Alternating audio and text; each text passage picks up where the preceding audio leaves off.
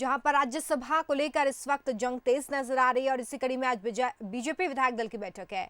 आज शाम 6 बजे बीजेपी दफ्तर पर यह बैठक होगी। बैठक में सभी विधायकों को शामिल होने के लिए निर्देशित किया गया है। आपको बता दें कि राज्यसभा चुनाव में वोटिंग को लेकर विधायक दल की बैठक में रणनीति तैयार की जाएगी। क्रॉस वोटिंग से बचने के लिए निर्देश भी जारी किया जा सकता है।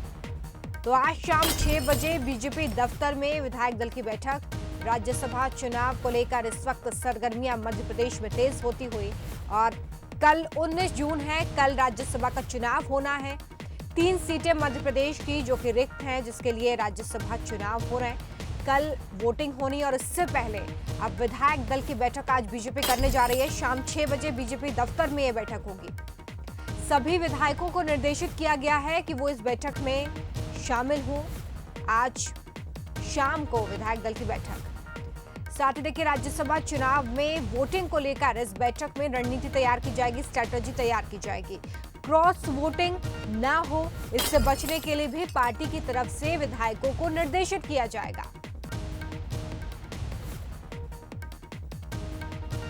तो राज्यसभा के रण में बीजेपी और कांग्रेस अपनी अपनी ताल ठोकते हुए इस वक्त, और 3 सीटें राज्यसभा की जो कि रिक्त हो रही हैं। बीजेपी की तरफ से 2 और कांग्रेस की तरफ से 2 उम्मीदवार उतारे गए। चलिए सीधे हम लोग करेंगे, संवाददाता वासु चौरे हमारे साथ लाइव जुड़ चुके हैं। वासु, राज्यसभा के रण में अब दोनों ही दल, चाहे कांग्रेस हो या बीजेपी, अपनी अपनी जोर आजमाइश करते नजर आ रहे हैं। इसी कड़ी में आज बीजेपी विधायक दल की बैठक है। क्या कुछ खास होगा और क्रॉस वोटिंग को लेकर क्या कुछ कहा जा सकता है?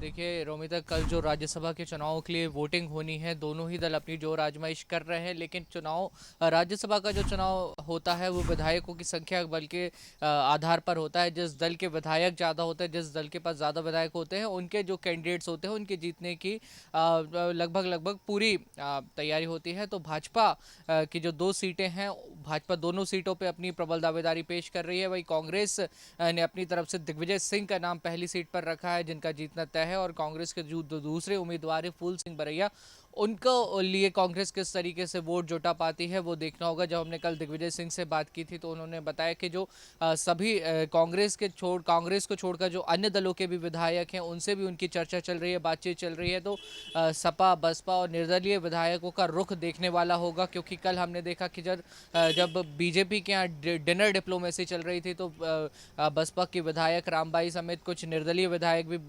बीजेपी के डिनर में शामिल हुए हैं। तो और रामबाई ने ये स्टेटमेंट भी दिया है कि वो राज्यसभा के जो चुनाव है उसमें बीजेपी का फेवर देंगी, बीजेपी के लिए वोट करेंगी। तो अब ये देखना होगा, कल ही ये चीज़ स्पष्ट हो पाएगी कि दोनों ही दलों ने अपने विधायकों के साथ साथ अन्य जो विधायक हैं, यानी कि सपा, बसपा और जो निर्दलीय विधायक हैं, उनको कितना साथ पाए हैं और उनका साथ किसको मिलता है। और रही बात क्रॉस वोटिंग की, तो ऐसा बहुत ज़्यादा आसार नज़र नहीं आ रहे हैं। क्योंकि बहुत जो पिछले दिनों में हमने जो घटनाक्रम देखा है मध्य प्रदेश में, जो राजनीतिक उठापटक हुई है, उसके चलते दोनों ही दल अपने अपने विधायकों से काफ़ी लंबे समय से निरंतर संपर्क में बने हुए हैं। चाहे बीजेपी हो, चाहे कांग्रेस हो। खुद कमलनाथ कांग्रेस के विधायकों की मॉनिटरिंग कर रहे हैं और रोजाना उनसे बातचीत होती है। इसके साथ एक समिति का भी गठन किया गया है जो इस पूरे मामले पर ध्यान रखे हुए है। और वहीं बीजेपी के जो गृह मंत्री हैं नरोत्तम मिश्रा, वो भाजपा विधायक दल के मुख्य सचेतक भी हैं। तो उन्होंने भी अपनी जो पूरी टीम है उसको तैयार करके रखा हुआ है, ताकि इस तरीके की कोई भी चीज़ सामने ना आए। तो इन सब के मद्देनज़र अब देखने वाली बात ये कल होगी कि किस तरीके से राज्यसभा में चुनाव होता है। और अगर क्रॉस वोटिंग होती भी है तो वो बीजेपी के फेवर में होगी या कांग्रेस के फेवर में होगी। क्योंकि इसके बाद उपचुनाव भी होने वाले हैं। उपचुनाव से पहले जो राज्यसभा का इलेक्शन है उसमें ये स्थिति भी स्पष्ट हो जाएगी। राज्यसभा चुनाव जो है वो उपचुनाव पर भी सीधा सीधा असर डालेंगे। इसके बहुत ज्यादा असर है और इसलिए राजनीतिक दल इस वक्त काफी तैयारी के साथ और एक एक कदम फूंक कर रखते नजर आ रहे हैं। लेकिन संख्या बल के हिसाब से अगर हम देखें तो इस वक्त स्थिति थोड़ी सी साफ है। लेकिन कल चुनाव का इंतजार करना होगा। आज बीजेपी विधायक दल की बैठक है और साथ ही कांग्रेस भी आज एक बार फिर से विधायक दल की बैठक करने जा रही है। कल कुछ विधायक अनुपस्थित थे तो आज उन्हें उपस्थित रहने के निर्देश दिए गए हैं।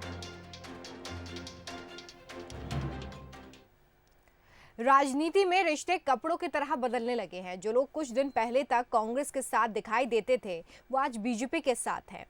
बीजेपी के डिनर में कौन कौन से वो चेहरे पहुंचे जिसे देखकर कांग्रेसियों को ठेस पहुंचेगी, इस रिपोर्ट में देखिए।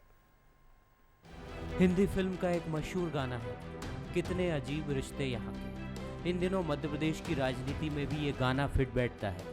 दरअसल प्रदेश में 2.5 महीनों के भीतर राजनीतिक रिश्ते पूरी तरह से उलट पुलट हो गए। जो कभी कांग्रेस के साथ थे और सरकार का गुणगान किया करते थे, वो अब मुख्यमंत्री शिवराज सिंह चौहान के साथ आ गए। पहले उस समय के वो बयान आपको दिखाते हैं, फिर राजनीतिक रिश्तों की कहानी को आगे बढ़ाएंगे।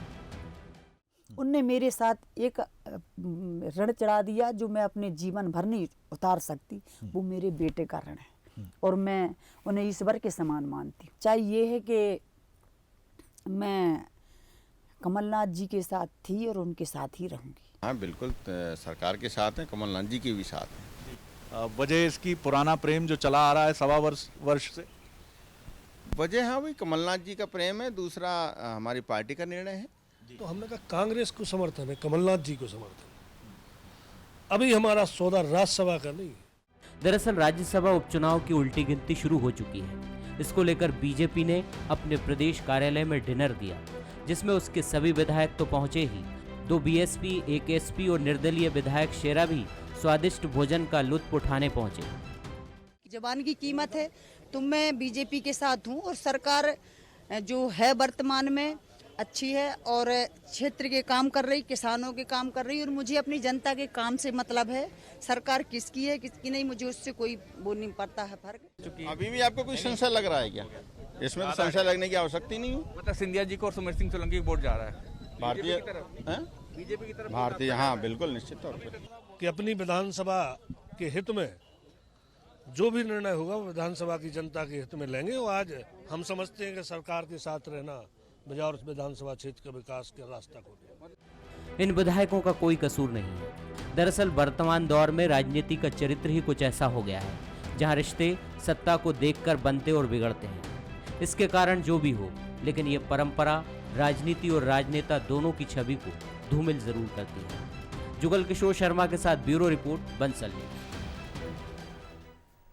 और वहीं आज एक बार फिर से कांग्रेस विधायक दल की बैठक होगी। दोपहर करीब 12 बजे बैठक होने वाली है। बुधवार को हुई बैठक में कांग्रेस के कुछ विधायक शामिल नहीं हो पाए थे, जिसके बाद आज एक बार फिर से विधायक दल की बैठक बुलाई गई है।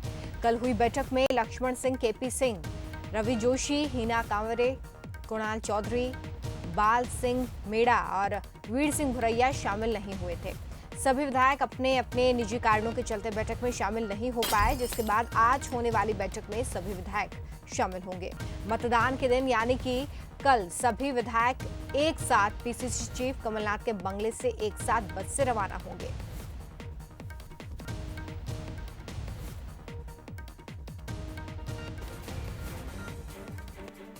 तो देखिए बैठक में कौन कौन से एमएलए नहीं पहुंचे थे ये हम आपको बता रहे हैं। केपी सिंह नहीं पहुंच पाए थे, लक्ष्मण सिंह इस विधायक दल की बैठक में नहीं पहुंचे थे। इसके अलावा रवि जोशी, वीर सिंह भुरैया,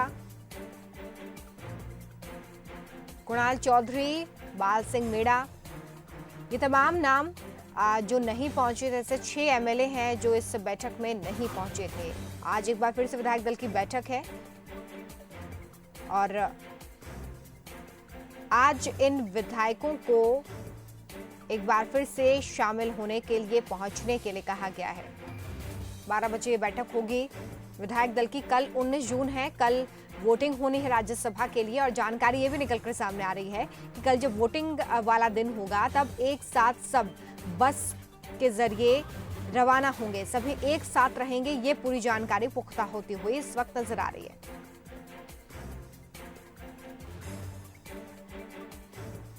चलिए सीधे हम रुक कर रहे हैं। विशेष संवाददाता विजय मांडगे हमारे साथ लाइव जुड़ चुके हैं। विजय जी, राज्यसभा चुनाव को लेकर इस वक्त जंग काफी तेज होती हुई नजर आ रही है। कल वोटिंग वाला डे है, आज एक बार फिर से विधायक दल की बैठक कांग्रेस ने बुलाई है और उन एमएलए को आने के लिए कहा गया है जो कल नहीं आ पाए थे। कौन कौन से लोग आज पहुंचेंगे? देखिए रोमिता, कल जो विधायक दल की बैठक हुई थी उसमें केवल 87 विधायक 87 वो ही पहुंचे थे। कांग्रेस की स्ट्रेंथ देखें तो 92 है। ऐसे में जो 3 से 4 विधायक नहीं पहुंचे, एक तो हिना कांवरे, केपी सिंह और लक्ष्मण सिंह, ये 3 थे, और कुणाल चौधरी चूँकि वो कोरोना संक्रमित है तो उनके आने का सवाल नहीं था। तो इसी वजह से बाकी के जो 3 विधायक थे उनके बारे में ये कहा जा रहा है कि व्यक्तिगत तौर पर उन्होंने पीसीसी चीफ कमलनाथ को फ़ोन करके ये कहा था कि वो विधायक दल की बैठक में शामिल नहीं होंगे। हालांकि विधायक दल की बैठक का प्रोग्राम कांग्रेस का एक ही दिन का था, लेकिन जिस तरह से बीजेपी ने 2 दिन विधायकों के साथ संगत में पंगत की है, एक तो जब विधायक पहुंचे सारे बीजेपी के भोपाल और उन्होंने बड़े नेताओं के साथ डिनर किया है, तो आज भी जब विधायक दल की बैठक बीजेपी की होगी तो वो सभी मौजूद रहेंगे। तो इसी वजह से अब कांग्रेस भी आज विधायकों की बैठक बुलाएगी, चूँकि अब सारे विधायक भोपाल में ही हैं और आज जो बचे हुए विधायक हैं वो भी पहुंचेंगे। कल राज्यसभा चुनाव को लेकर मॉक पोलिंग और तमाम उनको ये कहा गया है कि कैसे कैसे वोटिंग करनी है।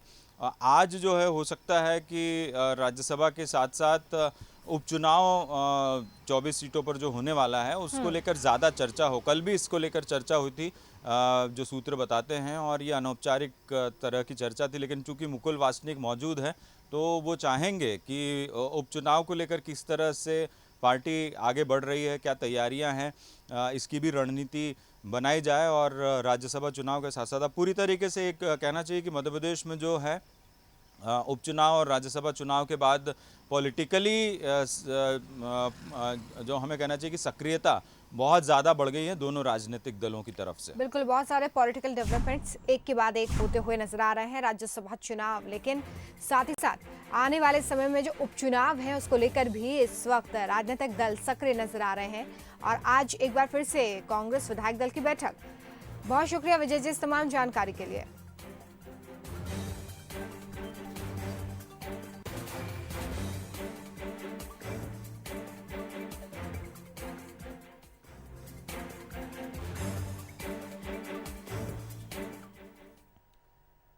चलिए आगे बढ़ेंगे, बात कुछ और खबरों की। शहीद जवान दीपक का पार्थिव देह आज रीवा लाया जाएगा। आपको बता दें कि गलवान घाटी में चीनी सेना से झड़प में शहीद हुए दीपक आज अपने गांव पहुंचेंगे। पार्थिव देह उनका गांव पहुंचेगा। शहीद होने की खबर के बाद पूरा परिवार साथ ही साथ पूरे गांव में इस वक्त मातम पसरा हुआ है। सीएम शिवराज ने एक गीत लिखकर जवान की शहादत को नमन किया है। आपको बता दें कि सीमा पर एलएसी पर जो झड़प हुई उसमें भारत के 20 जवान शहीद हुए हैं, जिसमें रीवा का एक जाबाज जवान भी शामिल है। आज उनका पार्थिव देह रीवा पहुंचेगा। अंचल शुक्ला हमारे संवाददाता फोन लाइन पर हैं। अंचल, आज शहीद जवान का पार्थिव देह पहुंचने वाला है रीवा, क्या जानकारी है आपके पास? और जाहिर तौर पर इस वक्त गमगीन माहौल वहां पर होगा। जी बिल्कुल रोमिता, देखिए मैं आपको बताऊं कि पुलिस अधिकारियों द्वारा जिस तरीके की जानकारी उनके परिजनों को दी गई थी कि कल देर शाम दिल्ली आना था उनका पार्थिव शरीर, और वहां से हेलीकॉप्टर के माध्यम से इलाहाबाद, और इलाहाबाद से बाय रोड जो है उन्हें उनके गृह ग्राम मनिकबार पहुंचाया जाना था। और इसके बाद उनका पूरे राजकीय सम्मान के साथ जो है तो अंतिम संस्कार होगा शहीद का, जिन्होंने कि भारत और चीन की सीमा जो है वहां पर लड़ते हुए अपने प्राण गंवाए और शहादत को प्राप्त हुए। तो आज पूरा गांव, चूंकि आसपास के जितने भी गांव हैं, या अगर हम पूरे विंध्य की बात करें तो मातम शोक पसरा हुआ था, क्योंकि लोगों को जानकारी मिली, क्योंकि विगत पिछले नवंबर माह में ही उनका विवाह हुआ था और लगभग 7 महीने पहले उनका विवाह हुआ था, और अभी उनकी महज उम्र जो थी वो 28 से 29 साल थी। तो कहीं जी चले, बहुत शुक्रिया अंचल इस तमाम जानकारी के लिए।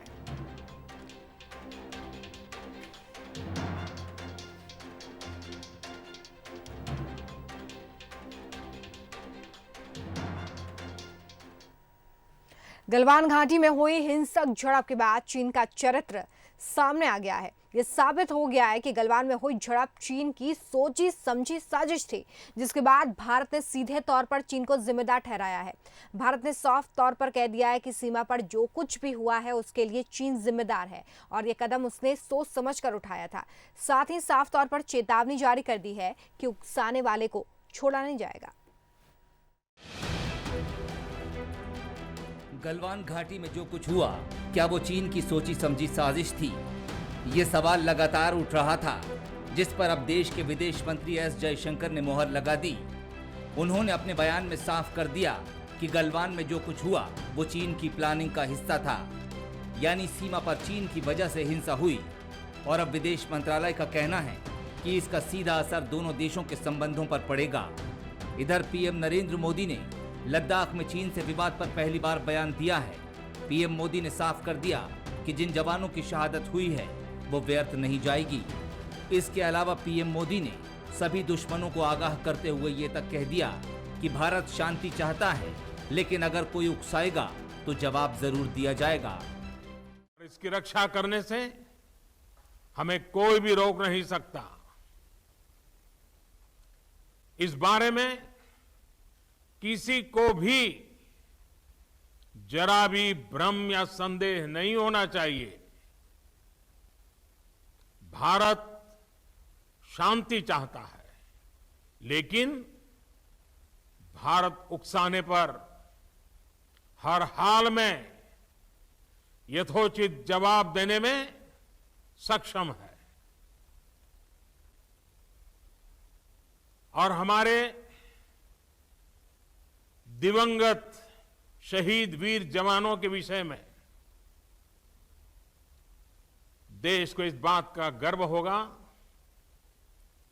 कि वे मारते मारते मरे हैं। देश की एक न्यूज एजेंसी ने चीन के धोखे का खुलासा किया है। न्यूज एजेंसी का दावा है कि चीन ने थर्मल इमेजिंग ड्रोन से पहले भारतीय जवानों को ट्रेस किया, फिर अपने सैनिक बढ़ाकर हमला कर दिया। जब दोनों देशों के सैनिकों की झड़प हुई, उस वक्त चीन के सैनिकों की संख्या भारतीय जवानों से 5 गुना ज्यादा थी। रिपोर्ट के मुताबिक कुछ जवानों के मुंह पर बंदूक अड़ाकर उन्हें आखिरी सांस तक टॉर्चर किया गया। चीन के धोखे से किए गए इस हमले में भारत के 20 जवान शहीद हो गए। वहीं इस झड़प में चीन के 40 से ज्यादा सैनिकों के मारे जाने की संभावना है। जानकारी मिली है कि हिंसक झड़प में चीनी सेना की यूनिट का कमांडिंग ऑफिसर समेत 40 सैनिक ढेर हुए हैं। लद्दाख के गलवान घाटी में भारत और चीन के बीच हिंसक झड़प पर मोदी सरकार एक्शन में आ गई है। पीएम नरेंद्र मोदी ने 19 जून को शाम 5 बजे सर्वदलीय बैठक बुलाई है। इस बैठक में अलग अलग पार्टियों के अध्यक्ष शामिल होंगे। बैठक में भारत चीन के बीच सीमा विवाद पर चर्चा की जाएगी। विभिन्न राजनीतिक दलों के अध्यक्ष वर्चुअल बैठक के जरिए शामिल होंगे। इस वक्त पीएम मोदी और देश चीन की इस हिमाकत को हल्के में लेने के मूड में नहीं दिख रहे हैं। भारत ने चीन से हर समझौते का सम्मान किया है, लेकिन अगर चीन खुद अपने सम्मान की रक्षा नहीं करना चाहता तो फिर उसे सीमा पर खामियाजा तो भुगतना ही होगा। Bureau report, Bansal news. चीन के साथ चल रही झड़प के बीच भारत के लिए अच्छी खबर यह है कि भारत को संयुक्त राष्ट्र सुरक्षा परिषद का 8वीं बार अस्थायी सदस्य चुना गया है। भारत के पक्ष में 192 वोटों में से 184 वोट पड़े हैं। भारत के स्थायी प्रतिनिधि टीएस त्रिमूर्ति ने अपने ट्विटर हैंडल से इस बात की जानकारी दी है। भारत को अस्थायी सदस्य चुने जाने के लिए मात्र 128 वोट चाहिए थे। इसके साथ ही भारत संयुक्त राष्ट्र के शक्तिशाली 15 सदस्य सुरक्षा परिषद में एक गैर स्थायी सदस्य के रूप में शामिल हो गया है। तो एशिया पैसिफिक समूह से भारत की उम्मीदवारी का समर्थन करने वाले 55 देशों में अफगानिस्तान, बांग्लादेश, भूटान, चीन, इंडोनेशिया, ईरान, जापान, पाकिस्तान जैसे देश शामिल हैं। I'm truly delighted that India has been elected as a non-permanent member of the United Nations Security Council for 2021-22. We have received overwhelming support, and I'm deeply humbled by the tremendous confidence which the member states of the United Nations have reposed in India. Our election to the Security Council और सुरक्षा परिषद कैसी है ये हम आपको बताते हैं। संयुक्त राष्ट्र सुरक्षा परिषद में कुल 15 देश हैं। 5 देश इस परिषद के स्थायी सदस्य हैं, जिसमें अमेरिका, रूस, फ्रांस, ब्रिटेन और चीन स्थायी यानी कि परमानेंट इसके मेंबर्स हैं। 10 देशों को इसमें अस्थायी सदस्यता दी जाती है। हर साल 5 अस्थायी सदस्य चुने जाते हैं। अस्थायी सदस्यों का 2 साल का कार्यकाल होता है।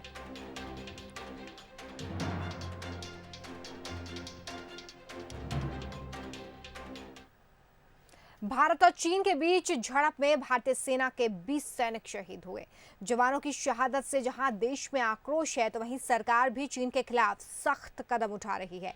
इसी कड़ी में टेलीकॉम मंत्रालय ने बीएसएनएल को चीनी कंपनियों की उपयोगिता को कम करने के लिए निर्देशित किया है। मंत्रालय ने बीएसएनएल को निर्देश दिया है कि अपनी क्रियान्वयन में चीनी कंपनियों की उपयोगिता को कम करें। अगर कोई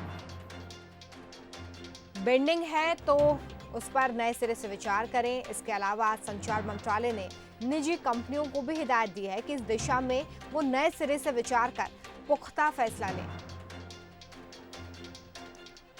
मंत्रालय के निर्देश में क्या है, ये आपको बताते हैं। 4G के अपग्रेडेशन में चीनी कंपनियों के उपकरणों का इस्तेमाल ना किया जाए, ये कहा गया है। पूरे टेंडर को नए सिरे से जारी किया जाए। प्राइवेट सर्विस ऑपरेटर्स को मंत्रालय ने निर्देशित किया है। ऑपरेटर्स चाइनीज उपकरणों पर निर्भरता को कम करें।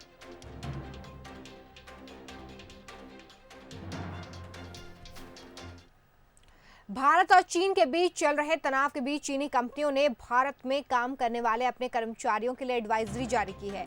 एडवाइजरी में कहा गया है कि कर्मचारी सार्वजनिक स्थानों पर न जाएं, साथ ही सीमा पर तनाव खत्म होने तक सावधान रहें, ये कहा गया है। एडवाइजरी में सोशल मीडिया पर कुछ भी पोस्ट करने से बचने के लिए भी कहा गया है। स्मार्टफोन बनाने वाली चीन की 3 कंपनियों ने भारत में काम करने वाले चीन के लोगों और चीनी नागरिकों से विवाह करने वाले भारतीयों के लिए एडवाइजरी जारी की है। संकट की स्थिति में तुरंत कंपनी को सूचित करने की बात कही गई है।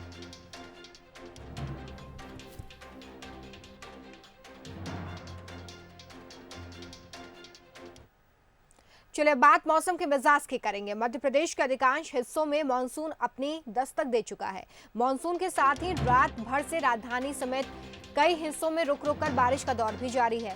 बारिश होने से लोगों को उमस से राहत मिली है, तो वहीं तापमान में भारी गिरावट आ गई है।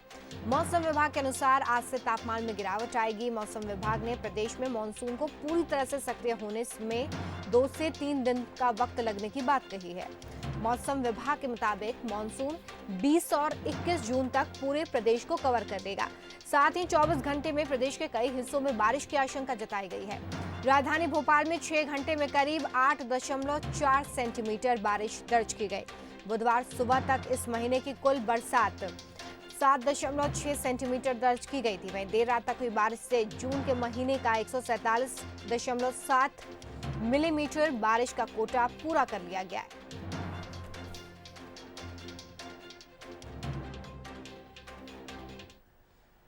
आर्थिक राजधानी इंदौर से खबर है, जहां पर शहर में आज से सैलून और ब्यूटी पार्लर्स खोले जाएंगे। प्रशासन और सैलून संचालकों की बैठक में फैसला लिया गया है और आज से सैलून और ब्यूटी पार्लर खुलने जा रहे हैं। शर्तों के साथ इन्हें खोलने की परमिशन दी गई है। कलेक्टर मनीष सिंह का बयान भी सामने आया है। उन्होंने कहा है कि सैलून और ब्यूटी पार्लर संचालकों को तमाम एहतियात बरतना होगा। तो देखिए अब धीरे धीरे आर्थिक राजधानी इंदौर में भी गतिविधियां अनलॉक होती हुई